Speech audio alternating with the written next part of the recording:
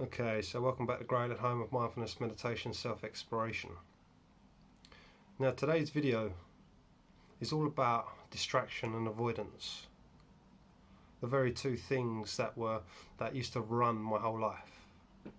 The very two things that I used to live and act through without an awareness as to why. Without even an awareness of the driving force behind it. Now, it's true that our sense of self is built upon trauma. It's built upon negative ideas and beliefs, negative experiences, primary to do with, in the first instance, our primary caregivers. And so there's so much in the subconscious mind, there's so much down there, there's so much suppression of this kind of realization of these inner truths that we carry. These inner truths that are actually creating our reality.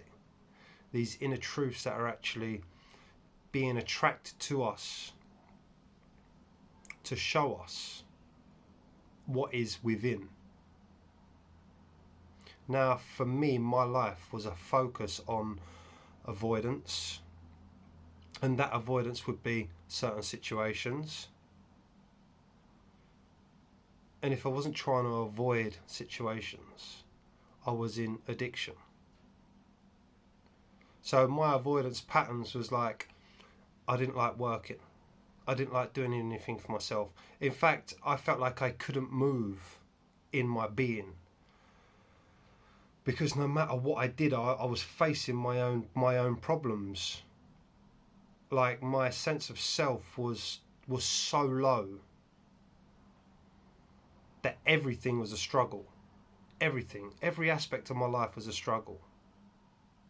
I used to resist doing because doing meant facing myself, meant seeing myself. I used to hate interactions with other people because interactions were problematic for me. Used to create a lot of anxiety. Used to create a lot of stress, so I'd avoid people. I'd avoid doing. I would avoid creating because doing something for myself meant more frustration. I'd avoid situations, I'd avoid going out, I'd avoid big socialising groups. Like my whole life was just a life of avoidance, avoiding situations. Because every situation that I looked at, whether it was dealing with people, whether it was having to do something, whether it was having to work, whether it was having to sort of do the things that I really wanted to do, all of these things, no matter which way I looked, no matter which avenue I went down, all of these I was faced with my own inner truth. And that my own inner truth was one of deep pain, deep pain. So avoidance was a way in which I was able to avoid facing myself. Which left me only one thing, which was deep procrastination. Sitting about doing nothing. Sitting about on my phone, reading absolute nonsense, watching absolute nonsense. Because it's through procrastination by doing nothing at all, and I mean nothing at all, that I was able to avoid myself. And then the other thing I had, avoidance, was addiction. Now, addiction was the way that I soothed myself. Addiction was the way in which I didn't have to feel my own discomfort, my own pain. So literally the first thing that I would do when I woke up in the morning was, the first thing on my mind would be either cigarettes, I was 20 years a smoker, or cannabis. From the moment I woke up, the first thing that I would focus on is my addiction. Cigarette, most of the time a joint first thing in the morning, and then just zoned out, just numb to myself. And I spent 15 years as a cannabis addict completely numb to myself, and numbing myself out every day.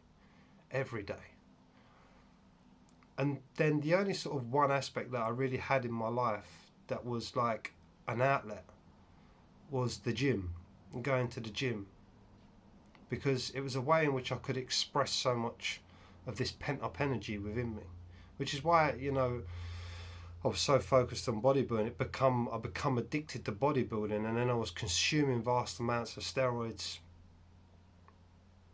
And again, a way to really soothe myself, a way to feel better about myself, because I was building all this muscle, and I was looking at myself in the mirror, and I was thinking, yeah, like it was like a suit to put over. It was like something to portray. Look at me, I'm big, I'm strong. And then it was all overcompensating.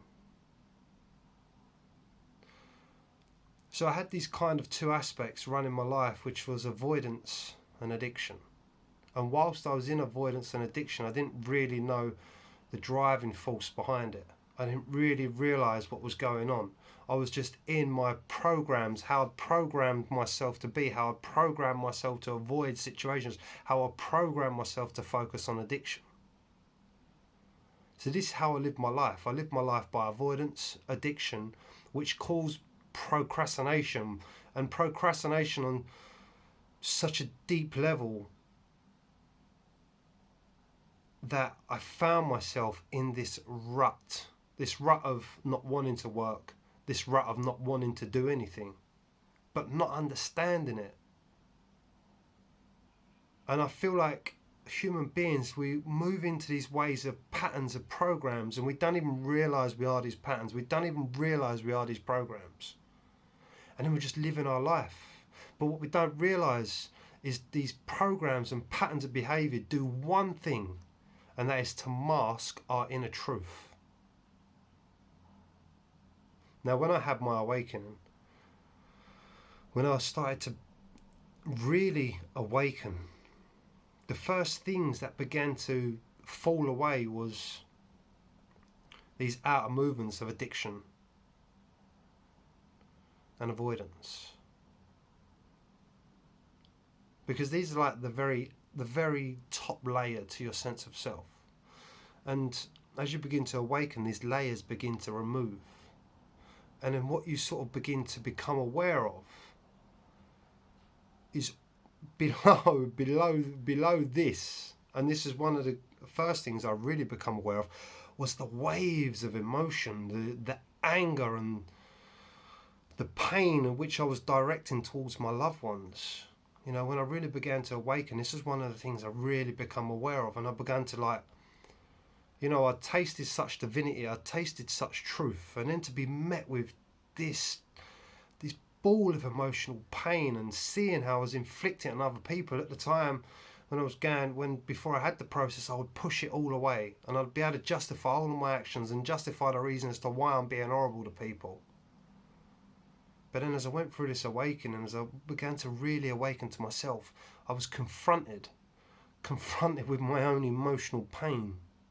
And every time I expressed it, I just knew, because something was awakening within me, a light of consciousness, a light of divinity, that every time I expressed it, I was aware of it. I was aware that this was coming from a source within me, a source that I couldn't understand when I was expressing it. I couldn't understand where it was coming from, because I hadn't gone into them layers, I hadn't penetrated myself.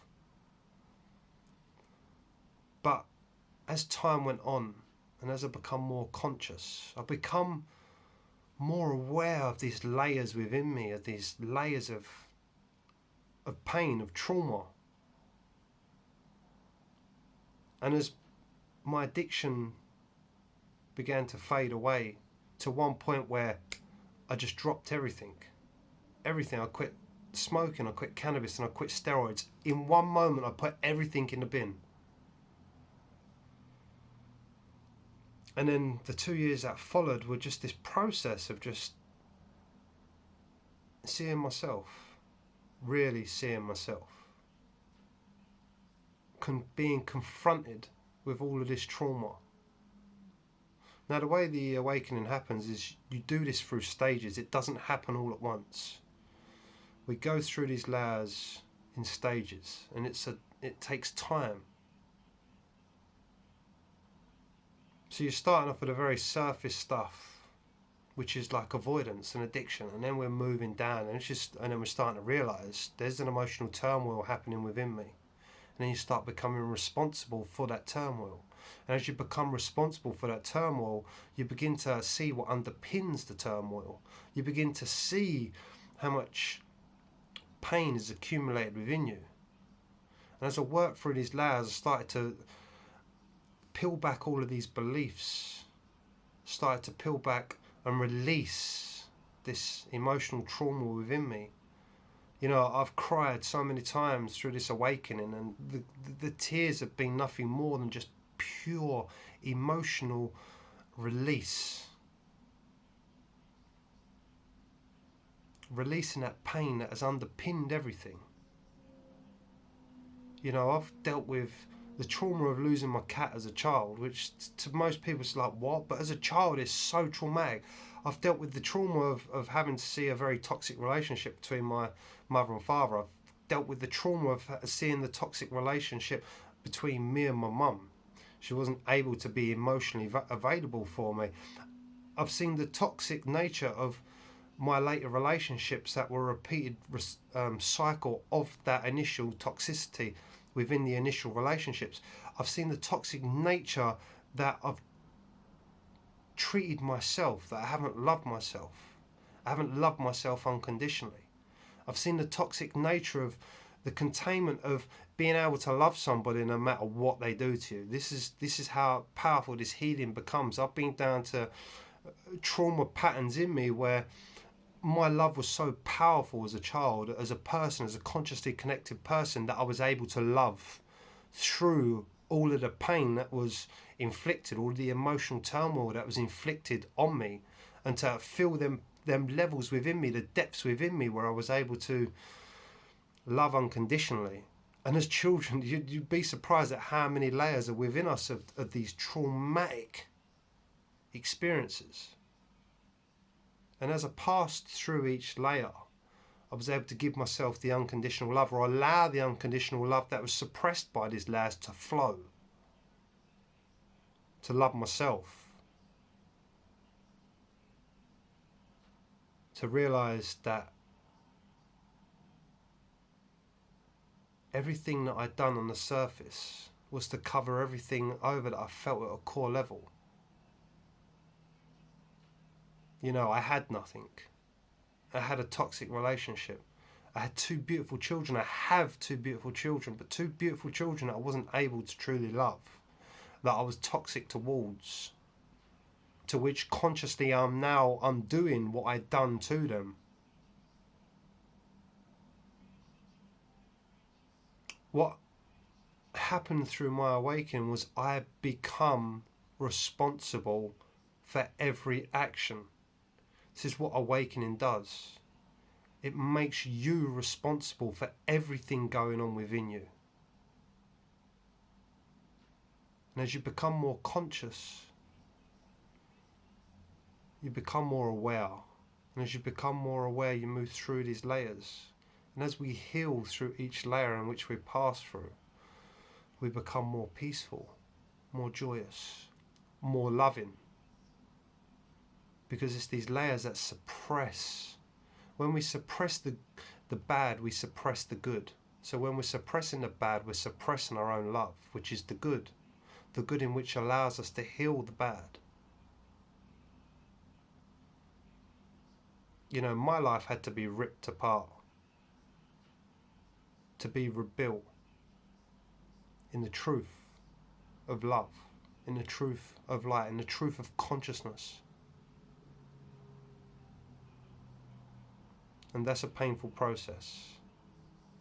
But it's a process in which we must all go through. It's a process that needs to happen on an evolutionary level, to illuminate ourselves from within. The illumination of love, to bring the light of consciousness to the deep, dark depths within us. To heal, to nourish, and then to flourish. Till next one, much love.